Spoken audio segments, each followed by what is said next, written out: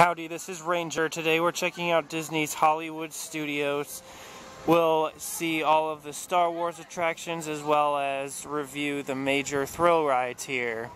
This is my first trip to Walt Disney World. Quick trip recap. Epcot, didn't enjoy so much. Had a better time at Magic Kingdom, and that brings us to today. This is the park I was definitely looking forward to the most, as they have the most intense thrill rides. It's Rockin' Roller Coaster, well, or is it Rockin' Roller? I don't even know. But what I do know is that this is an indoor launched roller coaster. It's similar to the Flight of Fear rides at Kings Island and Kings Dominion. This isn't as good as I was hoping it would be. It's a little bit rough for a steel coaster. It is a little bit older. It is Vekoma. It's very well themed though. It's in the dark. You can't see the turns coming ahead. There's good neon signs. So it's a very well themed experience, but it's not a super intense roller coaster that I was hoping that it would be. Here at Tower of Terror, the standby line is only 10 minutes long. This ride is a free fall drop ride. It's very well themed. It's much superior to the one in California. It certainly met my expectations, although it's not super ultra thrilling. No, the kid in front of me said that this was the scariest elevator ride in the world, but that is not true. The scariest elevator ride in the world is the hotel elevator ride, in which you are alone with Ray Rice. It's no secret that Star Wars Land is coming to Hollywood Studios soon. And conveniently, this restaurant already fits the theme. All they need to do is place a Kylo Ren sticker right there.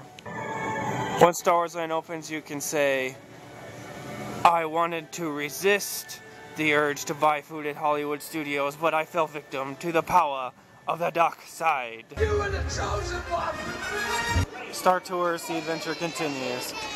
This is a reboot of the old Star Tours that was here. They've added several new scenes, I believe, maybe some animatronics, and upgraded the visuals, I'm guessing.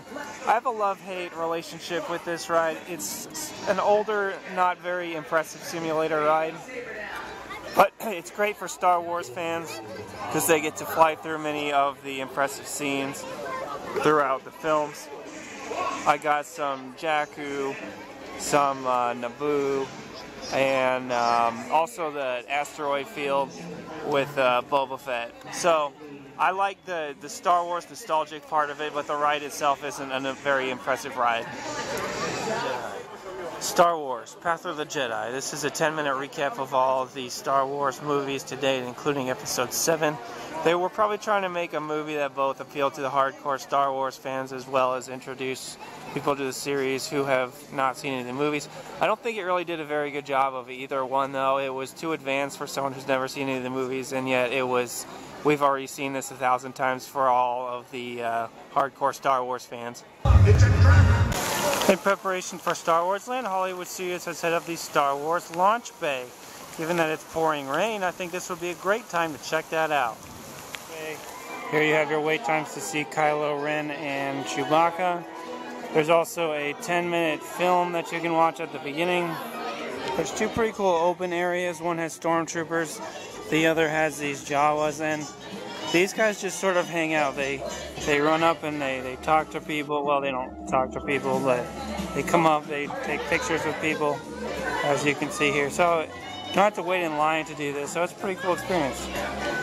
Finally, there's a couple of rooms with Star Wars memorabilia, and then there's a gift shop at the end of all this.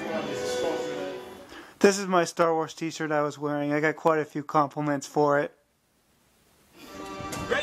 Young Jedi have the chance to learn the ways of the Force in the Jedi Training Academy. Each one is taught how to hold and wield a lightsaber, and then is able to take on Darth Vader or another villain from the Star Wars universe. Unfortunately, for all the Star Wars nerds out there, this one is reserved just for the kids. There are two short shows at the main plaza. The first is Star Wars, A Galaxy Far, Far Away. The show features some of the greatest on-screen moments from the series.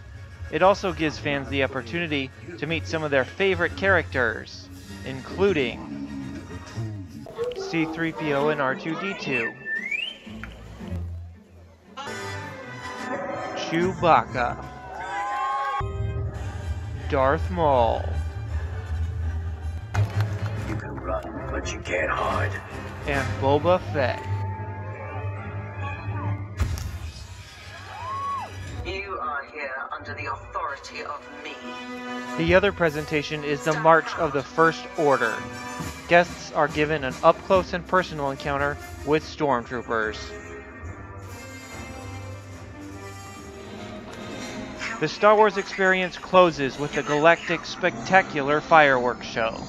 This incredible show uses projection mapping and explosives to create a high-energy, state-of-the-art presentation.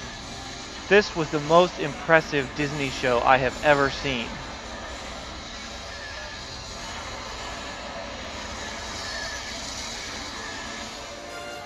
Hollywood Studios also has a second nighttime show, the more traditional Fantasmic.